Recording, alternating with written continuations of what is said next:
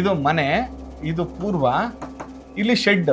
ಈ ಮನೆ ಒಳಗಡೆಗೆ ನಾರ್ತ್ ಇಂದ ಇದನ್ನ ಕುಬೇರನ ದಿಕ್ಕು ಅಂತ ಕರಿತೀವಿ. ಈ ಕುಬೇರನ ದಿಕ್ಕಿಂದ ಬರಬೇಕಾದಂತಹ ಐ ಎನರ್ಜಿ ಬರೋದಿಲ್ಲ. ಸಾಮಾನ್ಯವಾಗಿ ನಾನು ಎಲ್ಲರಿಗೂ ಒಂದು ಸಜೆಷನ್ ಕೊಡೋದೇನೆಂದ್ರೆ, ಸೌತ್ ಈಸ್ಟ್ ಅತಿ ಹೆಚ್ಚು ಉಷ್ಣಾಂಶ ಇರುವಂತ ದಿಕ್ಕಿದು. ಈ ದಿಕ್ಕಲ್ಲಿ ನಿಮಗೆ ಬಾಲ್ಕನಿ ಮಾಡ್ಕೊಂಡ್ರು ಕೂಡ ಅಲ್ಲಿ ಏನ್ ಹೆಚ್ಚೊತ್ತು ನೀವು ಕಾಲವನ್ನ ಕಳೆಯೋದಿಲ್ಲ. ಗುರುಗಳೇ, ಬ್ರಹ್ಮಸ್ಥಾನ ಇದೆಯಲ್ಲ, ಈ ಬ್ರಹ್ಮಸ್ಥಾನದಲ್ಲಿ ದೇವ್ರ ಮನೆ ಅಥವಾ ದೇವ್ರ ಮನೆ ಸುತ್ತ ಸ್ಟೇರ್ ಕೇಸಿಂಗ್ ಮಾಡ್ಕೋಬಹುದಾ?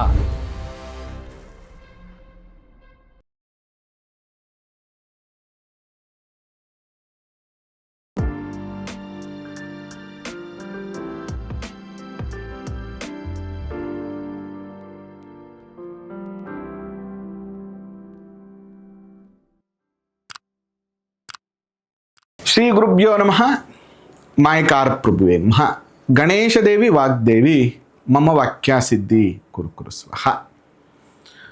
ವಾಸ್ತು ಪುರುಷಾಯ ವಿದ್ಮಹೆ ಕ್ಷೇಮಂಕರಾಯ ಧೀಮಹಿ ತನ್ನೋ ವಾಸ್ತು ಪ್ರಚೋದಯಾತ್. ಆರಾಧ್ಯ ದೈವನಾಗಿರುವಂಥ ಮಲೆ ಮಹದೇಶ್ವರರನ್ನ ಮನದಲ್ಲಿ ನೆನೆಯುತ್ತಾ ವಿದ್ಯಾ ಗುರುಗಳ ತಂದೆ ತಾಯಿಯ ಪಾದಾರವಿಂದಗಳಿಗೆ ನಮಸ್ಕಾರವನ್ನು ಮಾಡ್ತಾ, ಜಗದ್ಗುರು ಪಂಚಾಚಾರ್ಯರನ್ನ ಬಸವಾದಿ ಶರಣರನ್ನ ಮನದಲ್ಲಿ ನೆನೆಯುತ್ತಾ, ನನ್ನೆಲ್ಲ ಪ್ರೀತಿಯ ವಾಸ್ತು ವಿಜ್ಞಾನ ವೀಕ್ಷಕ ಬಂಧುಗಳ ಅಂತರಾತ್ಮಗಳಿಗೆ ನಿಮ್ಮ ಮುಗುರು ಮಧು ದೀಕ್ಷಿತ್ ಮಾಡುವಂತಹ ಪರಿಪೂರ್ಣವಾದಂಥ ನಮಸ್ಕಾರಗಳು. ಹೇಗಿದ್ದೀರಿ? ಚೆನ್ನಾಗಿದ್ದೀರಿ ಅಂತ ನಾನು ಕೂಡ ಭಾವಿಸ್ತೇನೆ.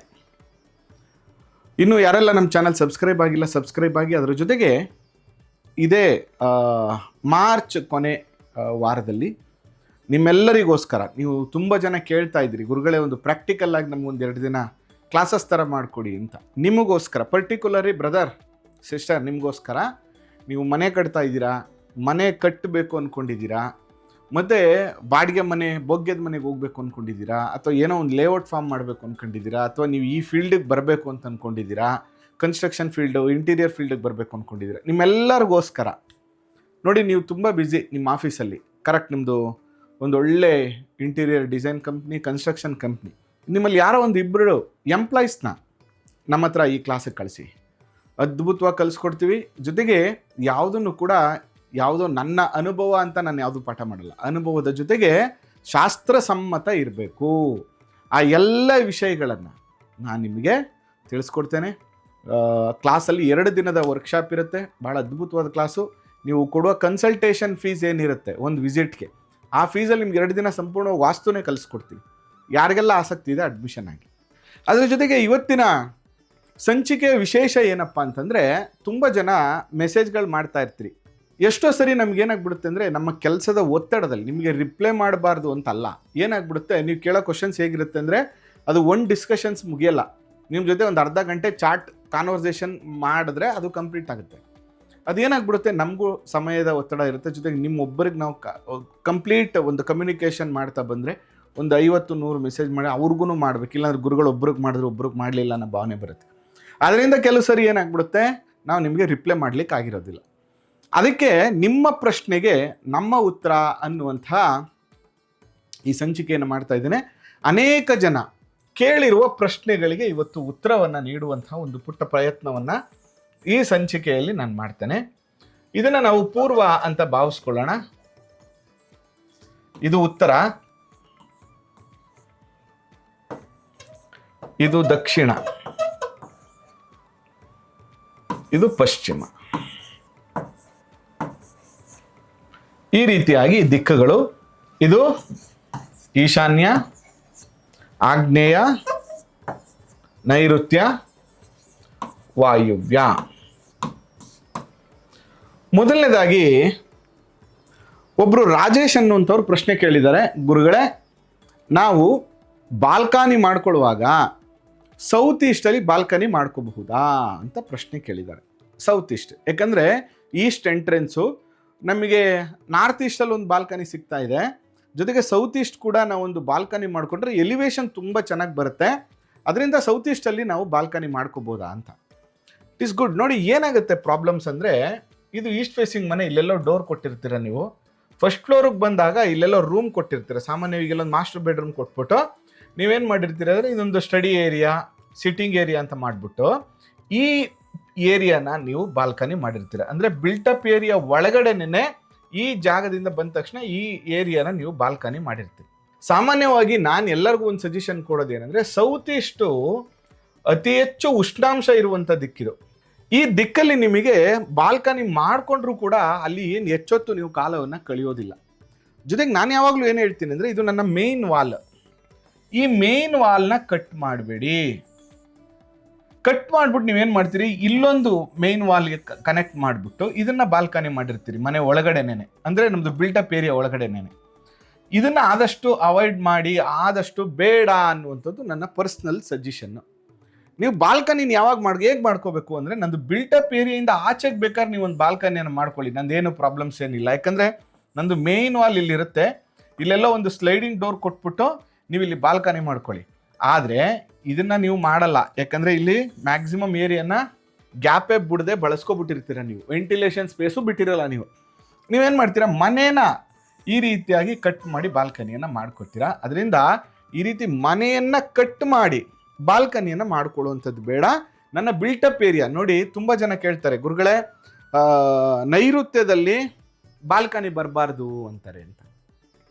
ನೋಡಿ, ನಾನು ನಿಮ್ಗೆ ಹೇಳ್ತೀನಿ, ಇದು ಪಶ್ಚಿಮದ 3 ಮತ್ತು 4ನೇ ದಿಕ್ಕಲ್ಲಿ ಉಪದ್ವಾರವನ್ನು ಕೊಟ್ಟಿದ್ದಾರೆ ಮತ್ತು ಪ್ರಧಾನ ಡೋರ್ಗಳನ್ನು ಕೂಡ ಕೊಟ್ಟಿದ್ದಾರೆ. ಇದು ಉಚ್ಚ ಸ್ಥಾನ, ಇದು ಮೇನ್ ಡೋರ್. ಇದು ಸೇಮ್ ಟೈಮಲ್ಲಿ ನಮಗೆ 3 ಮತ್ತು 4ರಲ್ಲಿ ಕೂಡ ಮೇನ್ ಡೋರ್ ಕೊಟ್ಟಿದ್ದಾರೆ ಶಾಸ್ತ್ರದಲ್ಲಿ. ಎಂಟ್ರಿ ಡೋರ್ ಕೊಡ್ಬೋದು ಇಲ್ಲಿ, ಸೆಕೆಂಡ್ ಆಪ್ಷನ್ ಇದು. ಫಸ್ಟ್ ಆಪ್ಷನ್ ಎಂಟ್ರಿ ಡೋರ್ ಕೊಡ್ಬೋದು ನೈಋತ್ಯ ಮೂಲೆ ಬಿಟ್ಟು. ಉಪದ್ವಾರಗಳನ್ನು ಕೊಟ್ಟಿದ್ದಾರೆ. ಉಪದ್ವಾರಗಳು ಅಂದರೆ ಆಚೆ ಹೋಗ್ಲಿಕ್ಕೆ, ಮೇನ್ ಡೋರ್ ಬಿಟ್ಟು ಉಪದ್ವಾರಗಳ ನಿರ್ಣಯವನ್ನು ಶಾಸ್ತ್ರದಲ್ಲಿ ಕೊಟ್ಟಿದ್ದಾರೆ. ಈಗ ಏನಾಗ್ಬಿಟ್ಟಿದೆ, ಶಾಸ್ತ್ರಜ್ಞರಲ್ಲಿ ನಾನು ಅನೇಕ ಕ್ವಶನ್ಸ್ಗಳು ಬಂದಾಗ ಹೆಂಗಪ್ಪ ಇದೆಲ್ಲ ರೈಸ್ ಆಗುತ್ತೆ ಅಂದರೆ, ಯಾವಾಗಲೂ ಕ್ಲೈಂಟ್ಗಳದ್ದು ಏನೂ ತಪ್ಪಿರಲ್ಲ ಪಾಪ. ಅವ್ರಿಗೆ ಯಾರೋ ಒಂದು ಒಳ್ಳೇದು ಹೇಳ್ತಾ ಇದ್ದಾರೆ ಅಂದ ತಕ್ಷಣವೇ ಅದನ್ನು ಪಾಲನೆ ಮಾಡ್ತಾರೆ.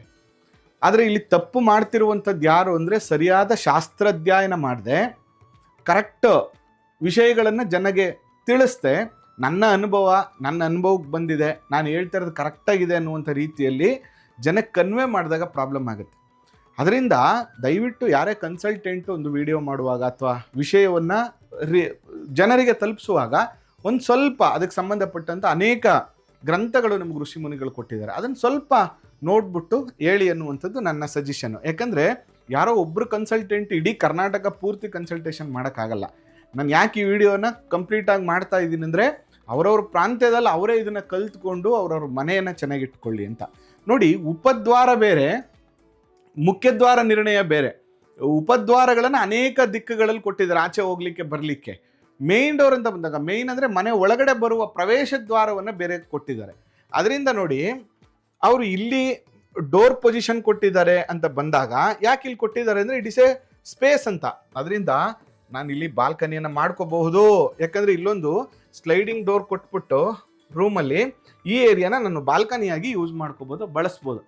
ನಾನು 100 ಮನೆಗಳಿಗೆ ಮಾಡಿಸಿದ್ದೀನಪ್ಪ, ಎಲ್ಲ ಚೆನ್ನಾಗವ್ರೆ. ಅದರಿಂದ ಏನಂತಂದರೆ, ಇಲ್ಲಿ ಬಾಲ್ಕನಿ ಬರಬಾರ್ದು, ಅಲ್ಲಿ ಬಾಲ್ಕನಿ ಬರಬಾರ್ದು ಆ ಥರ ಏನಿಲ್ಲ. ಆ ಥರ ನಮ್ಗೆ ಎಲ್ಲೂ ಬಾಲ್ಕನಿ ಬರಬಾರ್ದು, ಒಂದು ಎಲಿವೇಶನ್ ಡಿಸೈನೇ ಇರಬಾರ್ದು ಅಂತಂದರೆ ಒಂದು ಆಶ್ರಮ ಮಾಡ್ಕೊಂಡು, ಆಶ್ರಮ ಥರ ಕಾನ್ಸೆಪ್ಟಲ್ಲಿ ಮಾಡ್ಕೊಂಡು ಮೆಡಿಟೇಷನ್ ಮಾಡಬೇಕಾಗತ್ತೆ ಮನೇಲಿ. ಹಂಗಲ್ಲ, ನನ್ನ ಅನುಕೂಲದ ಜೊತೆ ವಾಸ್ತುವನ್ನು ನೋಡಬೇಕು, ಗಾಳಿ ಬೆಳಕು ಕೂಡ ಇರಬೇಕು. ಅದರಿಂದ ಬ್ರದರ್ ಆ್ಯಂಡ್ ಸಿಸ್ಟರ್ಸ್, ನಿಮಗೋಸ್ಕರ ನೀವು ತುಂಬ ಟೆನ್ಷನ್, ಅಯ್ಯೋ ವಾಸ್ತು ಮಾಡಿಬಿಟ್ರೆ ನಮಗೆ ಬೇಕಾದ ಥರ ಮನೆ ಕಟ್ಕೊಳ್ಳಿ, ಆ ಥರದ್ದು ಏನೂ ಇಲ್ಲ. ವಾಸ್ತುವಿನ ರೂಲ್ಸ್ಗಳ ಜೊತೆ, ಅಂದರೆ ನಿಯಮಗಳ ಜೊತೆ ನಿಮ್ಮ ಅನುಕೂಲಕ್ಕೆ ತಕ್ಕಂಥ ರೀತಿಯಲ್ಲಿ ನೀವು ಗೃಹ ನಿರ್ಮಾಣವನ್ನು ಮಾಡ್ಕೊಳ್ಳಿ, ಏನೂ ತಪ್ಪಿಲ್ಲ, ತುಂಬ ಟೆನ್ಷನ್ ತಗೊಳ್ಳೋ ಅವಶ್ಯಕತೆ ಇಲ್ಲ. ಅದರಿಂದ ಬಾಲ್ಕನಿಯನ್ನು ನನ್ನ ಮುಖ್ಯದ್ವಾರವನ್ನು, ಈಗ ಎಲಿವೇಶನ್ ಇಲ್ಲಿ ಬಂದಿದೆ ಅಂದರೆ ಮೇನ್ ಡೋರ್ ಮೇನ್ ವಾಲ್ ಇಲ್ಲಿ ಬಂದಿದೆ, ಅದರ ಜೊತೆಗೆ ನೀವು ಪಶ್ಚಿಮದಲ್ಲಿ ಉದ್ದಕ್ಕೆ ನೀವು ಬಾಲ್ಕನಿ ಮಾಡ್ಕೊಳ್ಳೋದ್ರಿಂದ ಯಾವ ಪ್ರಾಬ್ಲಮ್ಸು ಆಗಲ್ಲ, ಏನೂ ತೊಂದರೆ ಆಗೋಲ್ಲ. ಅದ್ರ ಬಗ್ಗೆ ಟೆನ್ಷನ್ ತಗೊಳ್ಳೋ ಅವಶ್ಯಕತೆ ಇಲ್ಲ. ಇನ್ನೊಂದು ಪ್ರಾಬ್ಲಮ್ ಏನಾಗ್ಬಿಡುತ್ತೆ, ಗೃಹ ನಿರ್ಮಾಣ ಮಾಡುವಂಥ ಸಂದರ್ಭದಲ್ಲಿ ಅನೇಕ ಜನಗಳ ಪ್ರಶ್ನೆ ಬಂದ್ಬಿಡುತ್ತೆ. ಏನಂತಂದರೆ, ಗುರುಗಳೇ ಬ್ರಹ್ಮಸ್ಥಾನ ಇದೆಯಲ್ಲ, ಈ ಮನೆಯ ಬ್ರಹ್ಮಸ್ಥಾನ, ಈ ಬ್ರಹ್ಮಸ್ಥಾನದಲ್ಲಿ ದೇವ್ರ ಮನೆ ಅಥವಾ ದೇವ್ರ ಮನೆ ಸುತ್ತ ಸ್ಟೇರ್ ಕೇಸಿಂಗ್ ಮಾಡ್ಕೋಬೋದಾ, ಇದರಿಂದ ನಮ್ಗೆ ಒಳ್ಳೇದಾಗತ್ತಾ ಅಂತ ಪ್ರಶ್ನೆ ಬರುತ್ತೆ. ನೋಡಿ, ಇಲ್ಲಿ ಪ್ರಾಬ್ಲಮ್ ಏನಾಗುತ್ತೆ ಅಂದರೆ, ಯಾವಾಗಲೂ ಬ್ರಹ್ಮಸ್ಥಾನ ಅಂತ ಏನು ಕರಿತೀವಿ, ಇದನ್ನು ನಾವು ಯಾವಾಗ್ಲೂ ಆಕಾಶ ತತ್ವ ಅಂತ ಕರಿತೀವಿ. It is A open space ಅಂತ. ನೀವು ಅಲ್ಲಿ ದೇವ್ರ ಮನೆಯೂ ಮಾಡಬಾರ್ದು, ಸ್ಟೇರ್ ಕೇಸು ಮಾಡಬಾರ್ದು, ಇವೆರಡೂ ಕೂಡ ನನ್ನ ಪ್ರಕಾರ ನಿಷಿದ್ಧ. ಅದ್ರ ಜೊತೆಗೆ ಸ್ಟೇರ್ ಕೇಸ್ ಮಾಡ್ತಿರಲ್ಲ, ನಾವೇನು ಮಾಡ್ತೀವಿ, ಈ ಇದು ದೇವ್ರ ಮನೆ, ಇದಕ್ಕೆ ನಾವೇನು ಮಾಡ್ತೀವಿ, ಇಲ್ಲಿಗೆ ಲೆಕ್ಕ ತಗೊಂಡು ಒಂದು 6 ಇಂಚ್ ಗ್ಯಾಪ್ ಬಿಟ್ಬಿಟ್ಟು ಇಲ್ಲಿ ಸ್ಟೇರ್ ಕೇಸ್ನ ಮಾಡ್ತೀವಿ.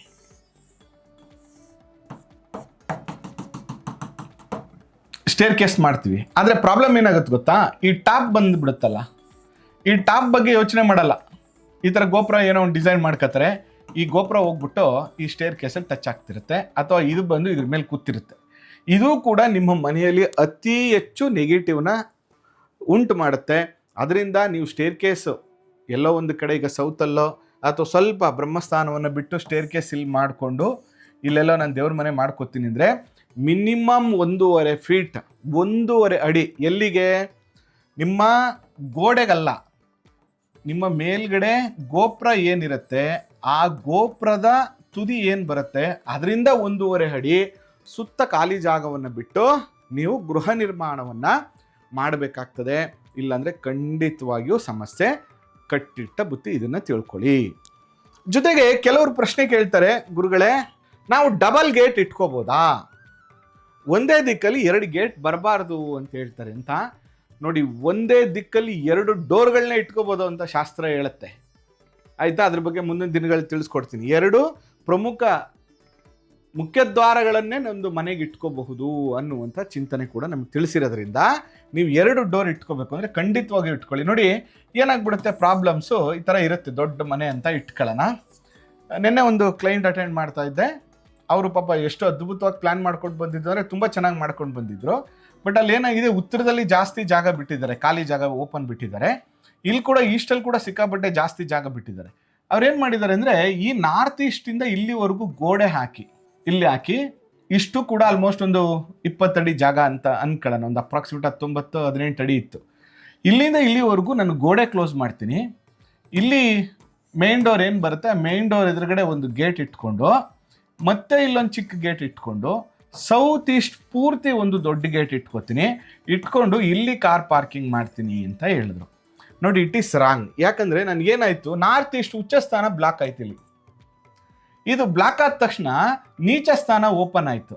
ಅವಾಗ ಏನಾಯಿತು, ಇವ್ರು ಇಷ್ಟು ಚೆನ್ನಾಗಿ, ತುಂಬ ಚೆನ್ನಾಗಿ ವಾಸ್ತು ಮಾಡಿದ್ದಾರೆ ಮನೆ. ತುಂಬ ವಿಶೇಷವಾಗಿ ನನಗೆ ಖುಷಿ ಆಗೋದು, ಗುರುಗಳೇ ನಿಮ್ಮ ಕಂಪ್ಲೀಟ್ ನಿಮ್ಮ ವಿಡಿಯೋಗಳನ್ನು ನೋಡಿಕೊಂಡು ನಾವು ಪ್ಲ್ಯಾನ್ ಮಾಡಿದ್ದೀವಿ ಅಂತ ಬಂದರು. ನೋಡಿ, ಕಂಪ್ಲೀಟಾಗಿ ವಾಸ್ತು ಪ್ರಕಾರ ಮಾಡಿಬಿಟ್ಟು ನಿಮ್ಮದು 2 ಕಾರ್ ಪಾರ್ಕಿಂಗಿಗೋಸ್ಕರ ಸೌತ್ ಈಸ್ಟ್ ಓಪನ್ ಮಾಡಿದ ತಕ್ಷಣ ನಿಮಗೆ ಪ್ರಾಬ್ಲಮ್ ಆಗಿಬಿಡುತ್ತೆ. ಅದಕ್ಕೋಸ್ಕರ ಅದಕ್ಕೆ ರೆಮಿಡಿ ಏನಂದರೆ, ಇದನ್ನು ಕ್ಲೋಸ್ ಮಾಡಬೇಕು. ಯಾವುದೇ ಕಾರಣಕ್ಕೂ ಇಲ್ಲಿ ಗೇಟ್ ಓಪನ್ ಮಾಡಬಾರ್ದು. ಈ ಜಾಗ ಏನಿದೆ ಇಲ್ಲಿ ಒಂದು ದೊಡ್ಡ ಗೇಟನ್ನು ಇಟ್ಕೊಂಡು, ಬೇಕು ಅಂದರೆ ಆಮೇಲೆ ಪಕ್ಕದಲ್ಲಿ ಒಂದು ಚಿಕ್ಕ ಗೇಟ್ ಇಟ್ಕೊಳ್ಳಿ.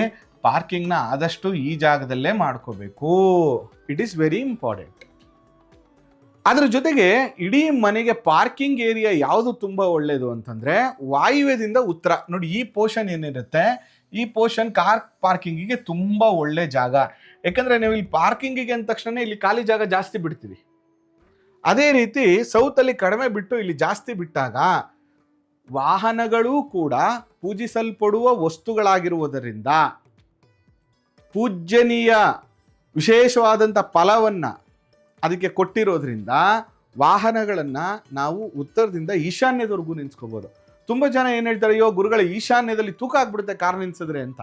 ಆ ಥರದ್ದು ಯಾವುದೂ ಇಲ್ಲ. ಕಾರ್ ಶೆಡ್ಡನ್ನೇ ಕೂಡ ನಾವು ನಾರ್ತ್ ಈಸ್ಟಲ್ಲಿ ಮಾಡ್ಕೋಬೋದು ಅಂತ ಶಾಸ್ತ್ರ ನಮಗೆ ಹೇಳುತ್ತೆ. ಇನ್ನೊಂದು ಏನು ತಪ್ಪು ಮಾಡ್ತೀವಿ ನಾವು ಅಂತಂದರೆ, ನೋಡಿ ನನ್ನ ಮನೆ ಇದು, ಒಬ್ಬರು ರಾಜಶೇಖರ್ ಅಂತೇಳಿ ಅವ್ರು ಏನು ಮಾಡಿದ್ದಾರೆ ಅಂದರೆ, ಈ ಥರ ಒಂದು ದೊಡ್ಡ ಮನೆ ಮಾಡಿದ್ದಾರೆ.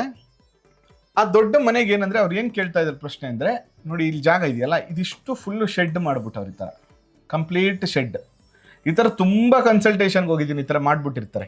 ಇದು ಮೇನ್ ಡೋರು, ಇದು ಮನೆ, ಇದು ಪೂರ್ವ, ಇಲ್ಲಿ ಶೆಡ್ ಅಂದರೆ ಕಾರ್ ಪಾರ್ಕಿಂಗ್ ಮಾಡ್ಕೊಳ್ಳಿಕ್ಕೆ, ಅಥವಾ ಒಂದಷ್ಟು ವಸ್ತುಗಳನ್ನು ಇಟ್ಕೊಳ್ಳಿಕ್ಕೆ, ಅಥವಾ ಹಬ್ಬ ಹರಿದಿನ ಬಂದಾಗ ಅಡುಗೆ ಮಾಡಲಿಕ್ಕೆ, ಈ ರೀತಿಯಾಗಿ ಮಾಡ್ಕೊಂಡಿದ್ದಾರೆ. ನೋಡಿ, ಇಲ್ಲಿ ಪ್ರಾಬ್ಲಮ್ ಏನಾಗ್ಬಿಡುತ್ತೆ ಗೊತ್ತಾ, ನೋಡಿ ನನಗೆ ಇಷ್ಟು ಜಾಗವನ್ನು ಬಿಟ್ಟು ನೀವು ಇಲ್ಲಿ ಗೃಹ ನಿರ್ಮಾಣ ಮಾಡಿದ್ದು ಇಟ್ ಇಸ್ ರೈಟ್.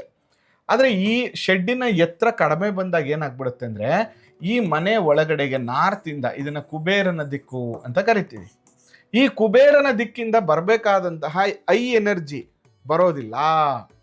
ಅವಾಗ ಏನಾಗುತ್ತೆ, ಕತ್ಲೆ ಜಾಸ್ತಿ ಆಗುತ್ತೆ ಮನೆಗೆ, ಆಗ ಲಕ್ಷ್ಮಿ ಅನುಗ್ರಹ ಆಗಲ್ಲ. ನೋಡಿ, ಕುಬೇರ ಯಾವಾಗಲೂ ಫ್ಲೋಯಿಂಗ್ ಇರಬೇಕು. ಗಾಳಿ ಜೊತೆ ಬರುತ್ತೆ ನಮ್ಮ ಅದೃಷ್ಟ, ಎನರ್ಜಿ ಗಾಳಿ ಜೊತೆಗೆ ಬರುತ್ತೆ ಮನೆ ಒಳಗಡೆಗೆ. ಅದಕ್ಕೋಸ್ಕರ ಏನಂದರೆ ಗಾಳಿ ಬೆಳಕು ಮನೆಗೆ ತುಂಬ ಇಂಪಾರ್ಟೆಂಟ್. ಅದರಿಂದ ಯಾವುದೇ ಕಾರಣಕ್ಕೂ ನೀವು ನಾರ್ತಲ್ಲಿ ಶೆಡ್ಗಳನ್ನು ಮಾಡಿಕೊಳ್ಳುವಂಥದ್ದನ್ನು ಅವಾಯ್ಡ್ ಮಾಡಿ. ಇಲ್ಲ ಗುರುಗಳೇ, ನಮ್ಗೆ ತುಂಬ ಅವಶ್ಯಕತೆ ಇದೆ, ನಾವು ಮಾಡ್ಕೊಳ್ಳೇಬೇಕು ಅಂದರೆ ಒಂದು ಕೆಲಸ ಮಾಡಿ, ನಿಮ್ಮದು ಏನು ಫ್ಲೋರ್ ಲೆವೆಲ್ ಹೈಟ್ ಇದೆ, ತಾರ್ಸಿ ಲೆವೆಲ್ ಏನಿದೆ, ಇದನ್ನು ಕೂಡ ಅದೇ ಎತ್ತರಕ್ಕೆ ಮಾಡಿ. ಜೊತೆಗೆ ನಾರ್ತಲ್ಲಿ ಏನು ಬರುತ್ತೆ ಆ ನಾರ್ತ್ ಫುಲ್ ಬ್ಲಾಕ್ ಮಾಡಬೇಡಿ. ಅದನ್ನು ನೀವೇನು ಮಾಡಿ ಅಂದರೆ ಗ್ರಿಲ್ ಹಾಕ್ಕೊಳ್ಳಿ. ಗ್ರಿಲ್ ಹಾಕ್ಕೊಂಡು ಒಳಗಡೆ ಬರದಿರೋ ಥರ ಆ ಗ್ರಿಲ್ಲಿಂದ ಒಳಗಡೆಗೆ ಗಾಳಿ ಬೆಳಕು ಬರುವಂತಹ ರೀತಿಯಲ್ಲಿ ನೋಡ್ಕೊಳ್ಳಿ. ನೀವೇನು ಮಾಡ್ತೀರಿ, ಈ ಕಡೆನೂ ಶೀಟ್ ಹಾಕ್ಬಿಟ್ಟು ಮೇಲ್ಗಡೆನೂ ಶೀಟ್ ಹಾಕ್ಬಿಟ್ಟಾಗ ಏನಾಗುತ್ತೆ, ಆ ಒಳಗಡೆಗೆ ಗಾಳಿ ಬೆಳಕು ಬರೋದಿಲ್ಲ. ಆಗ ಏನಪ್ಪ, ಈ ಮನೆಗೆ ಬಂದ ಮೇಲೆ ಸ್ವಲ್ಪ ಹೆಲ್ತ್ ಪ್ರಾಬ್ಲಮ್ಗಳು ಜಾಸ್ತಿ ಆಗ್ತಾ ಇದೆಯಲ್ಲ, ಅನಾರೋಗ್ಯ ಜಾಸ್ತಿ ಆಗ್ತಾ ಇದೆಯಲ್ಲ, ಫೈನಾನ್ಷಿಯಲಿ ಇಂಪ್ರೂವ್ಮೆಂಟ್ ಆಗ್ತಿಲ್ಲ, ಎಲ್ಲ ಅಡಚಣೆಗಳಾಗ್ತಾ ಇದೆ, ಎಲ್ಲ 3 ಸರಿ 4 ಸರಿ ಕೆಲಸಗಳಾಗ್ತಾ ಇದೆ ಅನ್ನುವಂತಹ ಯೋಚನೆಗಳು ನಿಮಗೆ ಬರುತ್ತೆ. ಅದರಿಂದ ದಯವಿಟ್ಟು ಈ ತಪ್ಪುಗಳನ್ನು ಯಾವತ್ತೂ ಮಾಡಬೇಡಿ. ಜೊತೆಗೆ ಇನ್ನೊಬ್ರು ಕೇಳ್ತಾರೆ ಪ್ರಶ್ನೆ ಏನಂದರೆ, ಗುರುಗಳೇ ಮನೆಯಲ್ಲಿ ಈ ಥರ ಒಂದು ಆರ್ಚ್ ಮಾಡಿರ್ತೀವಿ, ಅಡುಗೆ ಮನೆ ಬಳಿ ಒಂದು ಆರ್ಚ್ ಮಾಡಿರ್ತೀವಿ, ಈ ಆರ್ಚ್ ಕೂಡ ಡೋರ್ ಆಗಿ ಕನ್ಸಿಡರ್ ಆಗತ್ತಾ ಅಂತ ಪ್ರಶ್ನೆ ಕೇಳ್ತಾರೆ. ಇಲ್ಲ, ಯಾವುದೇ ಈ ಥರ ಆರ್ಚ್ ಡಿಸೈನ್ ಇದ್ದರೆ ಅದನ್ನು ನಾವು ಡೋರ್ ಅಂತ ಕನ್ಸಿಡರ್ ಮಾಡೋದಿಲ್ಲ. ಇನ್ನು ಕೆಲವರು ಕೇಳ್ತಾರೆ, ಗುರುಗಳೇ ನಮ್ಮದು ದೇವ್ರ ಮನೆಗೆ ಮತ್ತು ಮೇನ್ ಡೋರ್ಗೆ ಮಾತ್ರ ಹೊಸ್ಲಿಟ್ಟಿದ್ದೀವಿ, ಮಿಕ್ಕದಕ್ಕೆಲ್ಲ ನಾವು 3 ಫ್ರೇಮ್ ಇದೆ ಬಟ್ 3 ಇದೆ, ಡೋರ್ ಇದೆ, ಇದು ಲೆಕ್ಕನಾ ಅಂತ. ನೋಡಿ, ಇವತ್ತಿನ ದಿನದಲ್ಲಿ ರೂಮಿಂದ ಕೆಳಗಡೆಗೆ ಬರುವಾಗ ಎಲ್ಲಿ ಕಾಲು ಟಚ್ ಆಗುತ್ತೋ, ಎಡುತ್ತಾರೋ, ಬೀಳ್ತಾರೋ ಅನ್ನುವಂತಹ ಉದ್ದೇಶದಿಂದ ಈ ಹೊಸ್ಲನ್ನು ಕೊಟ್ಟಿರಲ್ಲ ಮನೆ ಒಳಗಡೆ. ಆದರೆ ಯಾವಾಗ ಇಲ್ಲಿ ಡೋರ್ ಬರುತ್ತೋ, ಯಾವಾಗ 3 ಭಾಗ ಬರುತ್ತೋ, ಈ 3 ಭಾಗ ಬಂದ ತಕ್ಷಣ ಇದನ್ನ ದ್ವಾರಸ್ತಂಭ ಅಂತ ಕರಿತೀವಿ, ಇದನ್ನ ಶಿಲಾ ಅಂತ ಕರಿತೀವಿ. ಅದರಿಂದ ಈ ಡೋರ್ ಬಂದ ತಕ್ಷಣನೇ ಇದು ಕೂಡ ಡೋರ್ ಲೆಕ್ಕ ಆಗತ್ತೆ.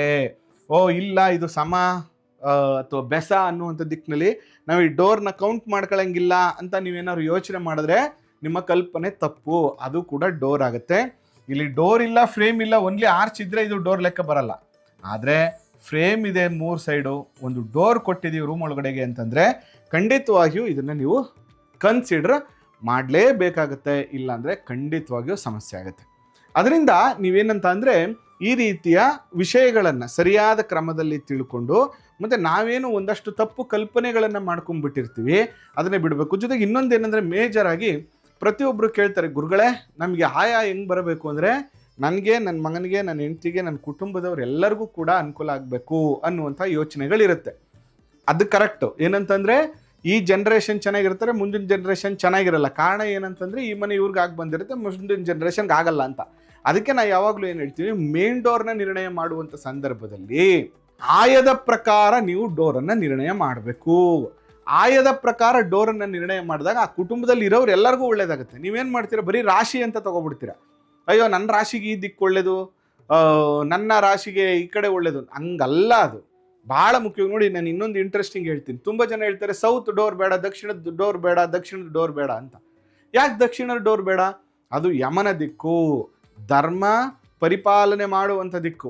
ಯಾರು ಧರ್ಮವಾಗಿ ಬದುಕ್ತಾರೋ ದಕ್ಷಿಣಕ್ಕಿಂತ ಒಳ್ಳೆ ದಿಕ್ಕಿಲ್ಲ. ನಾನು ಯಾರಿಗೂ ಮೋಸ ಮಾಡಲ್ಲ, ನಾನು ಯಾರಿಗೂ ಅನ್ಯಾಯ ಮಾಡಲ್ಲ, ನಾನು ತುಂಬ ಪ್ರಾಮಾಣಿಕವಾಗಿ ಬದುಕ್ತಾ ಇದ್ದೀನಿ, ಪ್ರಾಮಾಣಿಕವಾಗಿ ದುಡ್ಡನ್ನು ಸಂಪಾದನೆ ಮಾಡ್ತೀನಿ, ಪ್ರಾಮಾಣಿಕವಾಗಿ ನನ್ನ ಜೀವನವನ್ನು ಕಟ್ಕೋತೀನಿ ಅಂದರೆ south facing it is very good, ತುಂಬ ಒಳ್ಳೆಯದಾಗತ್ತೆ ಧರ್ಮವಾಗಿ ಬದುಕುವಂಥವ್ರಿಗೆ. ಅದರಿಂದ ಆ ಥರದ್ದು ಇರಲ್ಲ. ಏನಂದರೆ ನೀವು ದಕ್ಷಿಣದಲ್ಲಾರು ಇಡಿ, ಪೂರ್ವದಲ್ಲಾರು ಇಡಿ, ಪಶ್ಚಿಮದಲ್ಲಾರು ಇಡಿ ಮತ್ತು ಉತ್ತರದಲ್ಲಾರು ಇಡಿ, ನಿಮಗೆ ಆಯ್ದ ಪ್ರಕಾರ ಸ್ವಕ್ಷೇತ್ರ ಅಂದರೆ ಒಂದೊಂದು ದಿಕ್ಕಿಗೆ. ಎಕ್ಸಾಂಪಲ್, ನಿಮಗೆ ಪಶ್ಚಿಮ ಅಂದ ತಕ್ಷಣ ನಿಮಗೆ ಋಷಭಾಯ ಒಳ್ಳೆಯದು. ತುಂಬ ಜನ ಏನು ಮಾಡ್ಬಿಡ್ತಾರೆ ಅಂದರೆ ಪೂರ್ವ ದಿಕ್ಕಿಗೆ ಡೋರ್ ಇಟ್ಬಿಡ್ತಾರೆ, ಋಷಭಾಯದಲ್ಲಿ ಮನೆ ಕಟ್ತಾರೆ. ಇದು ರಾಂಗ್. ನೀವು ಎಷ್ಟೇ 100% ವಾಸ್ತು ಪ್ರಕಾರ ಮಾಡಿ ಪೂರ್ವ ದಿಕ್ಕಿಗೆ ಋಷಭಾಯನ ಇಟ್ಟ ತಕ್ಷಣವೇ ನಿಮ್ಮ ಮನೆ ನೆಗೆಟಿವ್ ಶುರುವಾಗ್ಬಿಡುತ್ತೆ, ಪ್ರಾಬ್ಲಮ್ ಶುರುವಾಗ್ಬಿಡುತ್ತೆ. ಇಂಥ ಯಾವ ತಪ್ಪುಗಳನ್ನು ನೀವು ಮಾಡಬೇಡಿ ಅಂತ ಹೇಳ್ತಾ, ಬ್ರದರ್ ಆ್ಯಂಡ್ ಸಿಸ್ಟರ್ಸ್, ದಯವಿಟ್ಟು ನೀವು ನಿಮ್ಮ ಪ್ರಶ್ನೆಗಳನ್ನೆಲ್ಲ ಇವತ್ತಿಂದ ಕಾಮೆಂಟ್ ಬಾಕ್ಸಲ್ಲಿ ಹಾಕಿ. ಮುಂದಿನ ಸಂಚಿಕೆಗಳಲ್ಲಿ ಏನಾಗ್ಬಿಡುತ್ತೆ, ತುಂಬ ಜನ ಕ್ವಶನ್ಸ್ಗಳು ಕೇಳಿರ್ತಾರೆ, ಎಲ್ಲರ ಹೆಸರನ್ನೂ ನೆನ್ಪಿಟ್ಕೊಂಡು ಹೇಳೋಕ್ಕಾಗಲ್ಲ.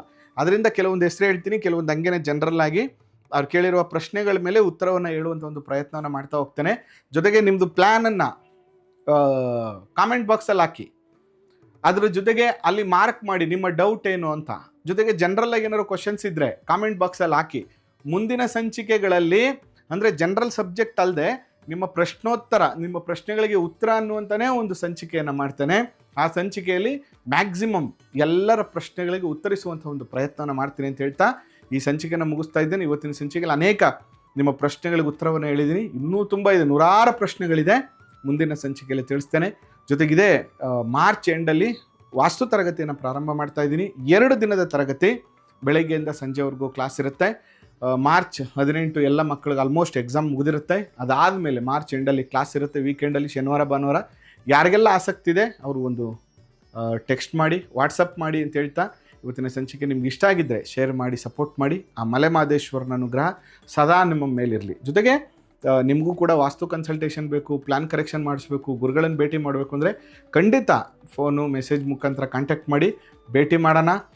ನನ್ನ ಕೈಲಿ ಎಷ್ಟು ಸಾಧ್ಯ ಅಷ್ಟು ಕೂಡ ನಿಮಗೆ ಸಪೋರ್ಟ್ ಮಾಡುವಂಥ ಒಂದು ಕೆಲಸವನ್ನು ಮಾಡ್ತೇನೆ. ನಮಸ್ಕಾರ.